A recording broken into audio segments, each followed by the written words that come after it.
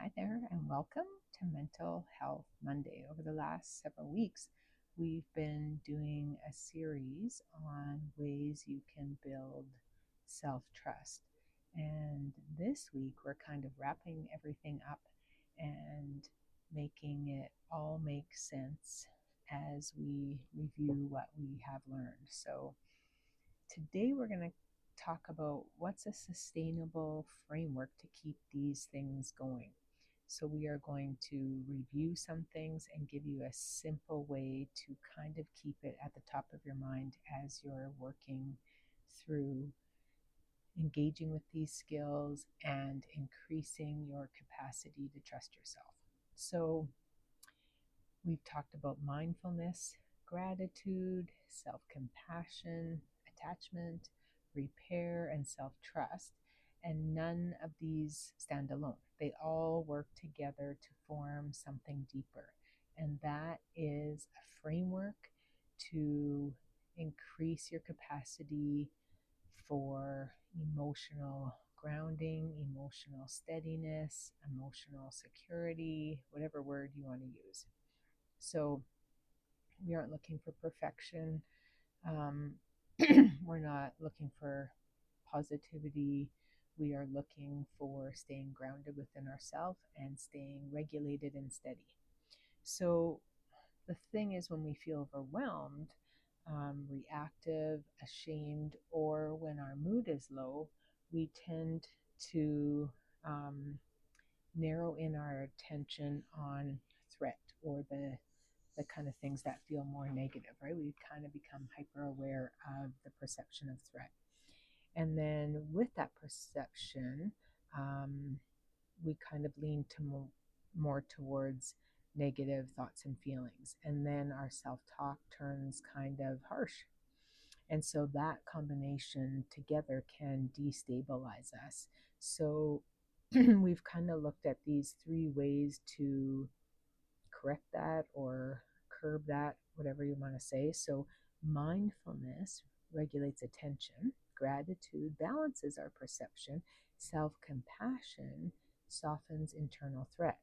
And then we layered on rituals that help with consistency, attachment awareness that helps with relational steadiness or relational stability, and then self trust is kind of what we're looking for that long term resilience. And so all of these things together aren't random, it's actually structural. So here's kind of a simple and memorable way to keep this going for yourself. So when you feel a bit destabilized, you can, number one, ask, what am I noticing? So that's a mindfulness kind of practice. Number two, what went right? That's talking back to the negative and reframing what's going well. And that helps us with gratitude and not just focusing on what's not going well, but seeing the bigger picture. And then self compassion, you want to ask yourself, how can I respond kindly? And then the fourth question you want to check in with yourself is, how do I want to show up? So, what am I noticing? What went right? How can I respond kindly? And how do I want to show up? So, those four questions can be done pretty quickly in under a few minutes, and that can be your operating system to move forward. So let's just see how this looks in real life as we wrap this one up. So you get some hard feedback from someone, and instead of spiraling, you might notice, I feel kind of exposed. And then you can ask yourself, well, what went right in this situation? Well, they trust me enough to be honest. And then kindness for yourself and for the other person or the situation. This is uncomfortable, but I can handle it. So that's being kind to yourself. And then the intention is, I want to stay open. So instead of shutting down and getting defensive, your intention can be, I want to stay open. I want to hear this feedback. I want to um, adjust. So same situation, different nervous system, different outcome. Okay. So why is this sustainable? Because it's flexible. Um, if you're overwhelmed, you stay longer in the noticing part. If your mood is low, you lean more into gratitude. If you're ashamed, you stay in compassion.